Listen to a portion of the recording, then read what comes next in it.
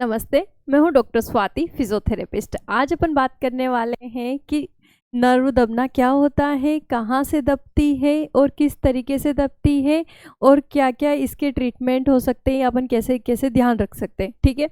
हर घर में अपन को एक कमर दर्द का पेशेंट मिल जाता है, तो मुझे लगता है कि थोड़ा टाइम तो लगेगा, लेकिन मैं इस टॉपिक को पूरा अच्छे से समझाऊँगी। आप भी देखिए कैसे होता है। ठीक है? तो फर्स्ट ये जो मैं आपको दिखा रही हूँ यहाँ पर, ये वर्टिब्रास है, अपनी वर्टिब्रा है। वर्टिब्रा के नीचे ये जो आपको अगर एक ब्लू कलर में दिख रही होगी, इसे डिस्क बोलते हैं। ठीक है? ये डिस्क जब पिचक जाती है बाहर की तरफ बलून की तरह, तो उसकी वजह से अपने नर्व दबती है। ठीक है? तो पहले आप इसको अच्छे से देख लीजिए, फिर अपन उसको देखेंगे। ये इसका, ठीक है, ये इसका पीछे वाला पोर्शन होता है और ये इसका एंटीरियर पोर्शन होता है। ठीक है? अपन इसको साइड से देखेंगे ताकि आप बहुत अच्छे से इसको देख पाए। ठीक है? ये साइड से इसका पूरा जो पोर्शन होता है वो ये यहाँ से नर्व दबती है, यहाँ से नर्व दबती है और ये इस तरीके से नर्व निकल रही होती है। ठीक है?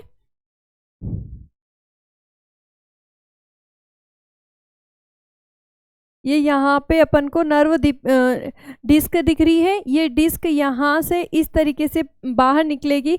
जैसे ये बाहर निकलेगी, ये वाली जो नर्व्स हैं इनको दबाएगी।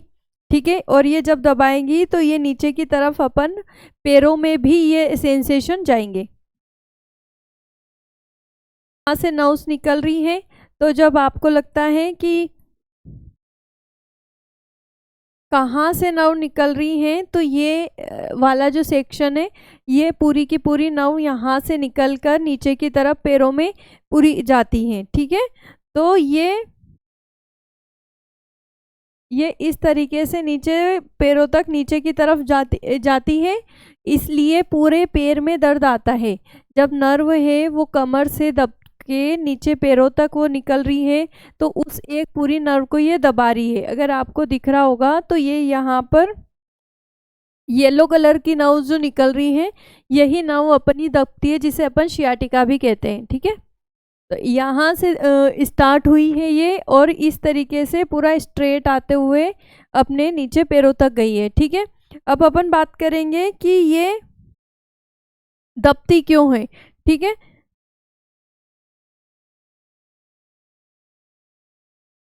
अब आप देख पा रहे होंगे कि वापस से मैंने ये पोर्शन लिया है। ये वर्टिब्रा से, वर्टिब्रा के बीच में डिस्क है, डिस्क से निकलती है नर्व्स। ठीक है? डिस्क के पीछे बगल से निकलती है नर्व्स इस तरीके से। ठीक है? और ये डिस्क जब बाहर की तरफ पिचक जाती है तो उसकी वजह से नर्व को दबाती है। ठीक है? इतना समझ आ गया। अब समझते हैं कि ये पिचकती क्यों है या ये नर्व को क्यों दबाती है। तो इसके दो कारण होते हैं। क्या है कि अगर अपन यहाँ पर देखेंगे तो यहाँ पर बहुत क्लीन सा है, ये बिल्कुल अंदर है सब कुछ। ठीक है? लेकिन क्या होता है, जब अपनी बॉडी में यहाँ पर इनके ऊपर एक मांसपेशियाँ जमी होती है। ठीक है? ये मांसपेशियाँ होती है, ये मांसपेशियाँ अपनी हड्डियों को पकड़ के रखती है मजबूती से। ठीक है? लेकिन जब अपन गिर जाते हैं या फिर कोई वजन उठाते हैं तो मसल्स अपनी खींच जाती है। ठीक है? उसकी जगह से जब ये खींचती है तो ये ढीली हो जाती है। जैसे ये ढीली होगी तो इसकी जो पकड़ है ना इन हड्डियों पे, वो ढीली हो जाएगी। तो हड्डियों से पकड़ ढीली होते से ही ये जो वर्टिब्रास हैं, ये इस तरीके से, ये जो वर्टिब्रास हैं इस तरीके से जमी हुई थी, ये कभी इधर जाएंगी। ठीक है? तो कभी इधर जाएगी। तो अगर ये इधर गई तो ये जो नर्व निकल रही है इनके बगल में उसको दबाएगी, और अगर इधर गई तो इसके बगल में जो नर्व दब रही है, निकल रही है, उसको दबाएगी। जैसे कि अपनी ये नर्व्स निकल रही है, ये दोनों तरफ से, बीच में ये हड्डी है। ठीक है? और इनके बीच में यहाँ पर डिस्क होती है। ठीक है? ये डिस्क होती है। तो ये डिस्क इस साइड जाएगी तो इस नर्व को दबाएगी, इस साइड आएगी तो इस नर्व को दबाएगी, और ये डिस्क कब खिसकेगी, जब इनके बीच में जो हड्डियां हैं उनकी पकड़ मजबूत नहीं होगी। मतलब अगर हमारी मांसपेशियां कमज़ोर है, अगर हमारी मांसपेशी कमज़ोर है तो ये जो हड्डियां हैं ये अपनी जगह पर नहीं रहेगी, ये इधर उधर जाएगी। आप ऐसे गए, आपने एक करवट ली, इधर की नस दबने लग गई, इधर दर्द हो गया, इधर हुआ। इसीलिए अगर आपने देखा होगा तो जब आप खड़े होके चलने लगते हो तो अचानक से आपके पैरों में ज़्यादा दर्द हो जाता है। लंबे टाइम तक जब आप खड़े होते हो तब भी दर्द होता है। क्यों? क्योंकि जब आप खड़े हो गए तब इन हड्डियों में उतनी ताकत नहीं है, इनकी मांसपेशियां इनको पकड़ पाए, उनमें इतनी ताकत नहीं है। तो जब मांसपेशियों में इतनी ताकत नहीं होगी तो हड्डियां धीरे धीरे इधर उधर मूव करेगी, घूमेगी। जैसे जैसे आप चलोगे ऐसे ऐसे वो भी घूमेगी, वो भी नीचे की तरफ बैठना शुरू होगी। जब वो नीचे की तरफ बैठना शुरू होगी तो जो ये गद्दी सी डिस्क अपन को दिख रही है ब्लू कलर की, वो पिचकने लगेगी। जैसे ये पिचकने लगेगी तो इसके पास से जो नर्व्स निकल रही है ना येलो कलर की, जो मैं फिर से आपको दिखाऊंगी, ये नर्व्स जो इसके बगल से निकल रही है ना, ये दबने लगेगी। ये जैसे ही दबी और आपके पैरों में सीवियर दर्द हो जाएगा। ठीक है, कहने का मतलब मेरा ये है कि जैसे अब इस स्ट्रक्चर को वापस से डबल से देखते अपन पूरा।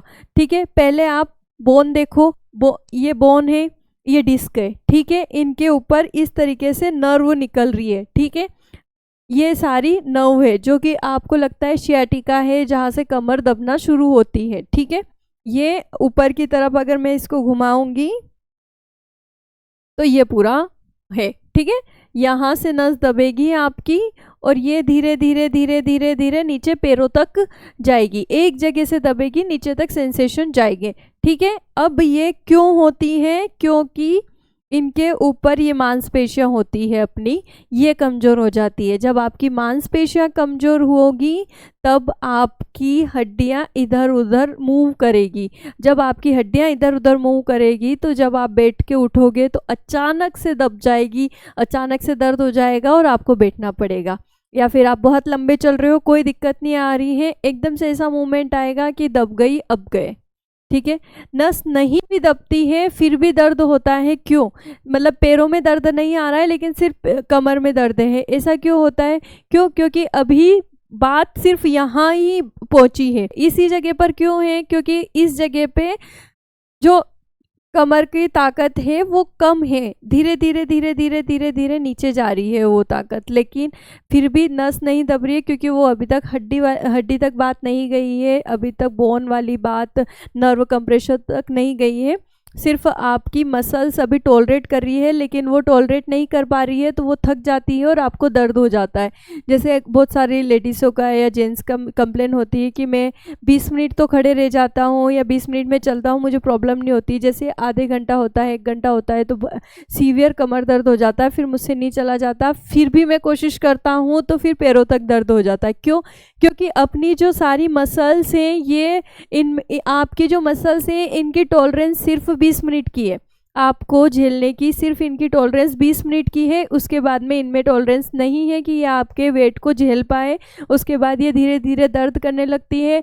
जब आप नहीं मानते हो तब ये हार जाती है, फिर उसके बाद में धीरे धीरे ये वाली इसकी मदद कर रही होती है तो ये भी थक जाती है, फिर ये मदद कर रही होती है तो ये भी थक जाती है। ऐसे धीरे धीरे धीरे धीरे नीचे की तरफ ये पूरा, क्योंकि आप अल्टीमेटली खड़े इस पैर पे हो। ठीक है, इन पैरों पे आप खड़े हो तो पहले ये या पूरा ऊपर की बॉडी का वजन यहाँ पे जा रहा है। ठीक है, लेकिन इससे टॉलरेट नहीं हो रहा है, फिर उसका वजन यहाँ आ रहा है, फिर इससे भी टॉलरेट नहीं हो रहा है, फिर यहाँ आ रहा है, और फिर इस तरीके से पूरा पैर बंद हो जाता है। पूरा पैर में बहुत ज़्यादा सीवियर दर्द होता है, लेकिन इसे नर्व कंप्रेशन नहीं कहते हैं। क्यों? क्योंकि नर्व कंप्रेशन में आपको सीवियर दर्द होता है, एक लंबी लाइन में दर्द होता है, एक साथ दर्द होता है। ठीक है, लेकिन इसमें ऐसा नहीं है। इसमें क्या होगा कि आपको पहले कमर में दर्द आएगा, फिर धीरे धीरे पैर में आएगा, फिर नीचे तक आएगा, क्योंकि ये अभी मांसपेशियों का दर्द है। अगर आप इस पर काम नहीं करते हैं तो ये आगे चल के नर्व कंप्रेशन का दर्द होता है, और इस होने में कम से कम आपको 1 महीना लग जाएगा, 1.5 महीना, 2 महीना, जैसी आपकी कैपेसिटी होगी। किसी की कैपेसिटी इस लेवल पे है कि अब तो 5 मिनट बाद दर्द करने लग जाता है, लेकिन एक टाइम ऐसा आएगा कि वो जब बेड से उठेंगे अचानक से नर्व दब गई और वो उठ ही नहीं पा रहे, सीवियर पेन है। वो नर्व कंप्रेशन कैसे आई? वो इस पाथ को फॉलो करके आई है कि जब आपने ध्यान नहीं दिया, आपकी कमर कमज़ोर थी लेकिन आपने ध्यान नहीं दिया, फिर उसको आपने फिर भी यूज़ किया और नर्व कंप्रेशन हो गया। और इसका ट्रीटमेंट ये है कि आप अपनी मसल्स की ताकत बढ़ाओ। धीरे धीरे धीरे आप एक्सरसाइजेस करते जाओ। आज 10 मिनट करो, अगले हफ्ते 20 मिनट, फिर उसके अगले हफ्ते 30 मिनट। इस तरीके से जब आप धीरे धीरे एक्सरसाइजेस करेंगे तो फिर आप एक्सरसाइजेस के साथ साथ में ही इस चीज़ को फ्री हो जाएंगे, ठीक है। और अगर आपको लगता है कि ये आप एक्सरसाइजेस कीजिए और वीक वाइज आपके एक्सरसाइजेस को कंटिन्यू कीजिए। ये मैंने वीडियो इसलिए बनाया है ताकि आपको पता चले कि आप अभी मसल्स पेन पर हैं या फिर नर्व पेन पर चले गए हैं। अगर आप मसल पे हैं तो बहुत अच्छी बात है कि आप नर्व तक जाने से बच सकते हैं, और अगर आप नर्व तक पहुंच गए हैं तब भी इसका ट्रीटमेंट यही है कि अपनी मसल्स को वापस से ताकत में लाइए ताकि आपका नर्व कंप्रेशन बार बार ना हो और आप इस प्रॉब्लम से फ्री रहें। अपनी मसल्स की कैपेसिटी कैसे बढ़ाएंगे? अगर आप रोज़ डेली 1 रोटी खाएंगे तो फिर शाम तक आते आते एनर्जी ख़त्म हो जाएगी। अगर आपको चाहिए कि मेरे को दूसरे दिन भी थोड़ी सी एनर्जी स्टोर रहे तो आपको 1.5 रोटी 2 रोटी खानी पड़ेगी ताकि 1 रोटी का यूज़ आज होए और 1 रोटी जो होगी वो स्टोरेज में रहेगी, जो कि कल भी आपको, अगर आपने कल थोड़ी कम खाई है, ज़्यादा वर्क किया तो वहाँ यूज़ हो जाएगी। सेम इसके साथ है, आपकी कैपेसिटी से जितनी है जो आप डेली रूटीन का आपका काम कर रहे हो उसके साथ ही आप एक्सरसाइजेस करना शुरू कीजिए। वो एक्सरसाइजेस आपकी एक्स्ट्रा रोटी होगी, जो कि आप कभी जब आप थकने वाले होंगे तो आपने एक एक्स्ट्रा रोटी खा रखी होगी, एक एक्स्ट्रा एक्सरसाइज कर रखी होगी, वो आपको हेल्प करेगी, आपकी मसल्स को पावर में रखेगी ताकि आप वो वर्क बेटर कर पाएँ और सीवियर पेन ना हो आपको, ठीक है। जब भी आप मसल की एक्सरसाइजेस की बात करते हैं तो कम से कम 3 महीने तक आपको ये एक्सरसाइजेस कंटिन्यू रखनी पड़ेगी, क्योंकि 3 महीने के बिना स्ट्रेंथनिंग नहीं आती है। तो जब भी आप एक्सरसाइजेस करें आप 3 महीने तक जाएं। अगर आपको लगता है कि आपको एक्सरसाइजेस जानना है तो आप मुझे बताइए कमेंट में, मैं नेक्स्ट वीडियो आपकी कमर की एक्सरसाइजेस पर बनाऊंगी। और अगर आपको ये हेल्पफुल लगी हो तो आप इसे लाइक करें, कमेंट करें। Okay, thank you.